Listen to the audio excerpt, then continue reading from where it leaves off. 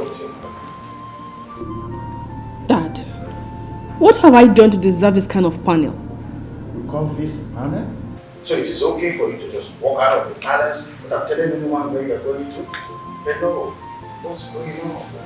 I just went to the salon. Salon? Did you just say salon? What exactly did you go to the salon to do?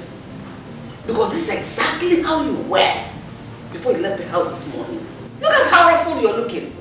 So tell me what exactly you went to the salon to do. Mom, I went to have my pedicure done. Remember, I'm old enough to move around. Why does I need policing? Look at your hand. Just look at this hand.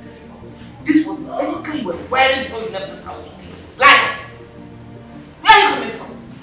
No, no one is policing. Your safety is bad. Dad, I know. I know. But I keep saying this over and over and over and over again that I can take care of myself. You know where you are? This is Nollywood Pictures TV.